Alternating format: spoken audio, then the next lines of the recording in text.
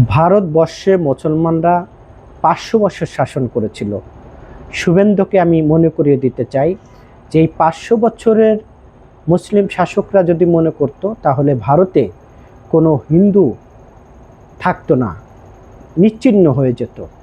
ভারতবর্ষের যে ঐতিহ্য, ভারতবর্ষের যত অবদান, সকল কিছু মুসলিম শাসকদের এবং মুসলমানদের অবদান। এটা হয়তো বা শুভেন্দু জানে না বিধায় তিনি শত বছরের পুরনো মসজিদ ভেঙে তারা মন্দির করার মহা উৎসবে মেতে উঠেছে।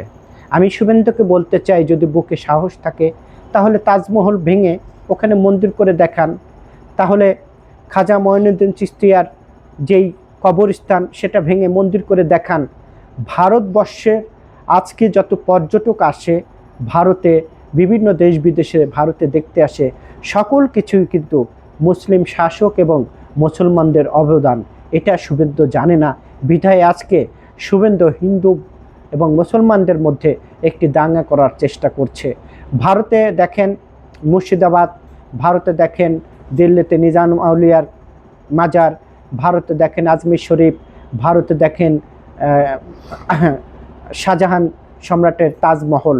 সকল কিছুই কিন্তু যেই নিদর্শন আছে, সকল কিছু সারা পৃথিবীর মানুষ ভারতে আসে দেখতে। সকল কিছু মুসলমানের সৃষ্টি এবং অবদান, এটা শুভেন্দু জানে না। শুভেন্দু একটি মহা উৎসব মুসলমানের কোরবানি, সেই কোরবানিকে গরু কোরবানি দেবে, সেখানেও তারা বাধাগ্রস্ত করছে। ভারতে মুসলমানদের কাছে একজন রাজনৈতিক কর্মী হিসাবে আহ্বান থাকবে, আপনারা এবার কেউ কোনো গরু কিনবেন না এবং আপনারা অন্য পশু কোরবানি দেবেন, যেটা ইসলামে জায়েজ আছে, যেটা হারাম না, সেই সকল পশু আপনারা কোরবানি দেবেন, গরু কোরবানি দেবেন না।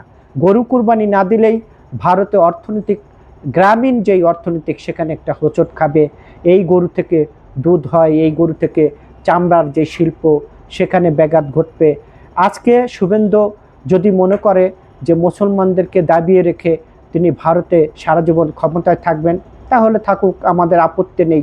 কিন্তু ভারতের মুসলমানরা এখন ঐক্যবদ্ধ হতে হবে। ভারতের মুসলমানরা যদি ঐক্যবদ্ধ না থাকা যায়, তাহলে এই যে বিজেপি যে সরকার, এই সরকার হলো উগ্রবাদী হিন্দুপন্থী সরকার।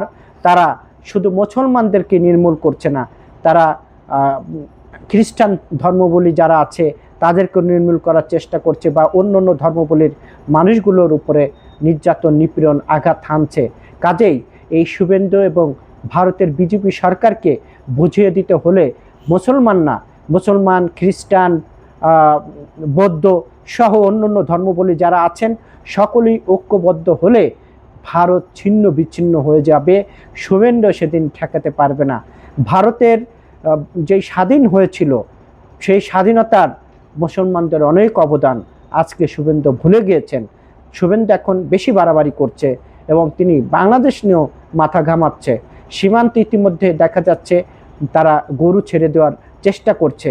সীমান্তে বিজেপি ভাই যারা আছেন এবং বাংলাদেশের গ্রামবাসী যারা আছেন, তাদেরকে অনুরোধ করব, এই যে গরু বাংলাদেশে যাতে না ঢুকতে পারে, সেখানে আপনারা রাত দিন 24 ঘন্টা পাহারা দিয়ে রাখবেন। যদি প্রয়োজন হয় তাহলে আপনারা আন্দোলনের ডাক দেবেন। সারা বাংলাদেশের দল বল নির্বিশেষে, ধর্ম বর্ণ নির্বিশেষে সকল মানুষ সীমান্তে পাহারা দেবে।